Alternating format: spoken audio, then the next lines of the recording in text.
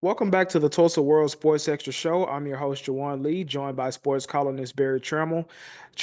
82 games of NBA regular season has passed. 3 rounds of playoffs are now over, and it has all led to the OKC Thunder versus Indiana Pacers in the NBA Finals Thursday at 7:30 p.m. So I want to start off getting your thoughts. I know last week we talked about the Thunder wrapping it up against Timberwolves, but we didn't jump into the Indiana Pacers. Looking at what they've been able to do in their playoff journey, coached by Rick Carlisle, what do you make of this Pacers team? Well, first of all, it's a great feel-good story. This is a team that was languished under 500 much before New Year's, and was not ballyhooed before the season. Has not been a one of the more heavyweights of the Eastern Conference for the last 20 years. Now, Pacers did make the East Finals a year ago. Didn't get much credit for it. Nobody thought Pacers were coming back, but in the last 2 or 3 months, they've been one of the NBA's best team. They have the second best record since New Year's, behind only the Thunder, and has played really well in the playoffs. They've taken out 3 recent NBA champions. Now, Cavs have a new kind of roster, but they took out Giannis Antetokounmpo. They took out the Celtics. I'm not Celtics, but they took out the Knicks, and they've taken out the Cavaliers. So this is a team that deserves to be there, and right now you'd say they are the best team in the East. Nothing flukish about what we've seen in the playoffs. Now, they're not a good fit for the Thunder. They're not a good fit to play the Thunder. The Thunder has answers for most of what the Pacers want to do. Multiple defenders they can throw on Tyrese Halliburton. Multiple defenders they can throw on Pascal Siakam. They like to play the way the Pacers play, and they can play a different way. Try to make the Pacers slow it down if they want to. So it's not a great matchup for Indiana, but heck, it's been a heck of a year for the Pacers. Well, let's dive a little bit deeper into the matchup. Obviously, the headline is going to be Shea Gilgeous versus Tyrese Halliburton, the two guards. Although Halliburton didn't win Eastern Conference Finals MVP, he was certainly deserving of it. The way he played, do you think those two are going to be the most important matchup in these finals, or are you kind of looking at other players to win their matchups? Well, I actually, to me, I think the Thunder will guard Halliburton really well because they're going to have Lou Dort on him, and then they're going to have Case and Wallace on him, and if he's available and not needed elsewhere, Alex Caruso will get involved. And so, the Thunder, they're set to, Halliburton. If Halliburton has a heck of a series, all of America needs to stand up and salute him because he's in for a couple of bad weeks in terms of trying to fight through those Dobermans. However, it's not as cut and dried when you're talking about Pascal Siakam. He's a little bit of a wild card. He's a tall, athletic, occasionally hot shooter. We saw him get real hot from deep in the East Finals against the Knickerbockers. So the Thunder has a couple of options with him, starting with Jalen Williams, who's he's sort of the unicorn defender, guarding all kinds of people. Caruso will be on him as well. And I think the Thunder can try a Holmgren from time to time. Chet Holmgren, a lot taller, not as quick a foot, but able to stay in front of guys out on the perimeter. So the Thunder's got some guys they'll throw at Siakam also, but it's not as sure of a bet as when you throw Wallace and Dort and Caruso on Halliburton. Let's talk about the coaches. Mark Daigneault, head coach for the Thunder, Rick Carlisle, head coach for the Pacers, who obviously guided the 2011 Mavericks to an NBA Finals. In that Finals run, they actually beat the Thunder. I'm a Mavericks fan, but where do you feel the advantage is between the two coaches?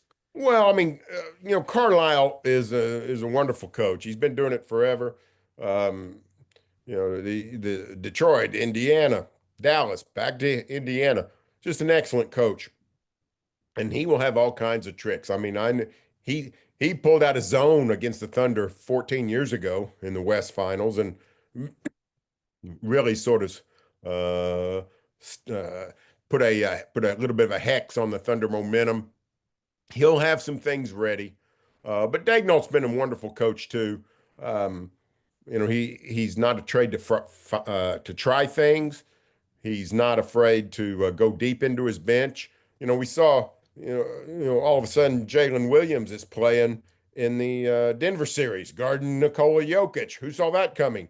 And then Kenrich Williams, who'd been a non-factor in the first two series, comes out, gives the Thunder a huge boost against Minnesota. So he mixes and matches his roster really well. And that will really pay off for the Thunder here in the finals. You'd have to go from an experience standpoint, you give the edge to Carlisle. But Daignault has been, just a great string puller in terms of strategy. And there are no knocks on Mark Daignault and the job he's done. The guys play for him, they like him, they respect him, they love him. There's when you look at some of the coaches around the league, there's no negatives with Mark Daignault. Tram, I want to ask you an off the court question because this has been something that's trickulated through the Twitter sphere the past few days since we've known the exact matchup of the Thunder and the Indiana Pacers. And that's two small market teams in Oklahoma City and Indiana being representatives in the finals. What do you think that does for the NBA? Do you think it's a positive? There's a lot of fans, looking at the Lakers, we're looking at the Celtics, we're looking at the Knicks. You get two small market teams. What do you make of that? Well, it is not a positive for the NBA bean counters. They would rather Knicks Lakers in the finals. They would rather Celtics Warriors in the finals. The counter to that is they just got the new television contract signed. It's a long-term agreement. Who cares what the ratings are for the next 5 years? It's irrelevant.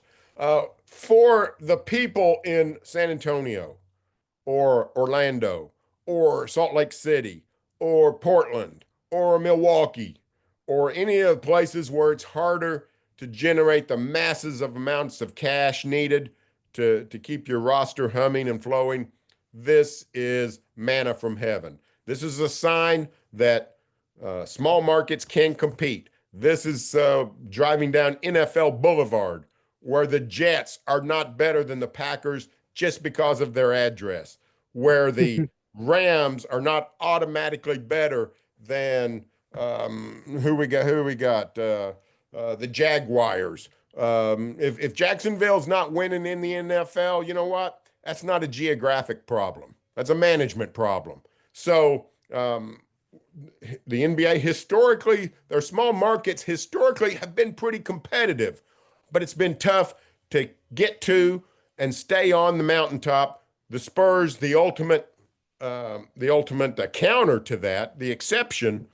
But when a Thunder and Pacers in the finals together happens, it's good news for everybody in the league, except for the 4 or 5 franchises that dominate the media eyeballs and can really generate funds that dwarf everybody else. Who do you think Paul George is rooting for in this series? Paul George. Well, I will. You know what?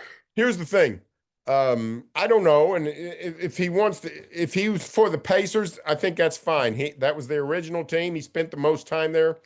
But I will say this: the Thunder treated Paul George royally, and he asked to be traded to the Clippers.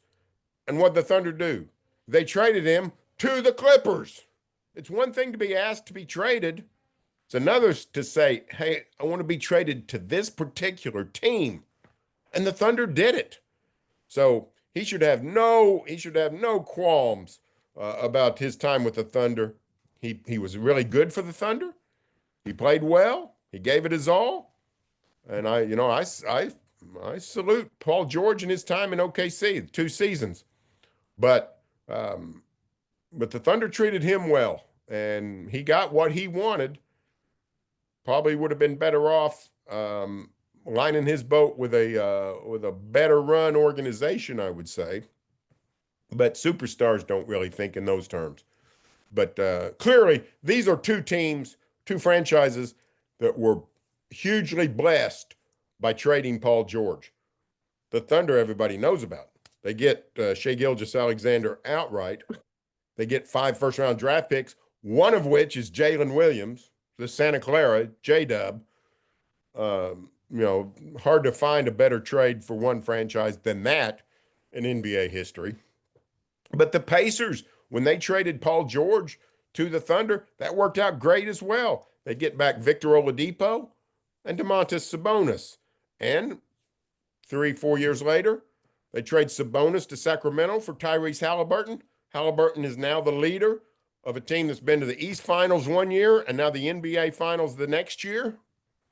Trading Paul George has been the best thing that's ever happened to these two franchises. All right, Tron, let's get into some predictions. Go ahead and let me know your thoughts. I want to know who's your winner and how many games. All right, if I say the Thunder in a sweep, would you think me? Would you say there's some homerism there? Is that I would say there's a tad bit homerism, but okay? I'm not far Okay, from you, Trim. I'm not that's far fine. from you. That's fine. Then I'm going to say Thunder in 5. Then I'm going to say Thunder in 5. It's just not a good matchup for Indiana. The Thunder has the counter to all the things Indiana wants to do. I mean, they got guys to put on Halliburton. They got guys to put on Siakam. They can play fast. They want to play fast. The one thing that going for Indiana is the Thunder's biggest weapon is turnover creation, right? Takeaways, particularly steals. The Pacers take care of the ball pretty well. So the turnover machine that we've seen the Thunder produce against Denver and Minnesota and Memphis, probably not going to be happening at that rate. So that's the one thing going for the Pacers. But so many other things are going for the Thunder. And, this is really not an indictment of Indiana. Everybody was so focused all year on how young and inexperienced the Thunder was. They sort of didn't see the forest for the trees. This is an historic season the Thunder's having. Very few teams have won 68. 6 teams in NBA history have won 68 games. The Thunder has played well in the playoffs. Yes, they had to go 7 with Jokic. It's Jokic. Beating Jokic in a playoff series in 7 games is not a sign of uh-oh. It's a sign of wow.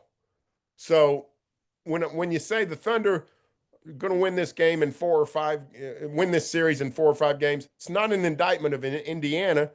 This Thunder team has proven to be a very, very special and historic team. Who knows if they'll get it done, but it certainly looks like they will. All right, game 1 of the NBA Finals Thursday, 7:30 p.m. on ABC. OKC Thunder will be hosting the Indiana Pacers at Paycom Arena in Oklahoma City. Obviously, me and Trim will be back with you Friday, possibly joined by some other guests who will be delighted to talk Thunder, hopefully after a win for many of them. So we'll see you guys again later this week. So for your host, Juwan Lee, Barry Trammell, this has been the Tulsa World Sports Extra Show. See you next time.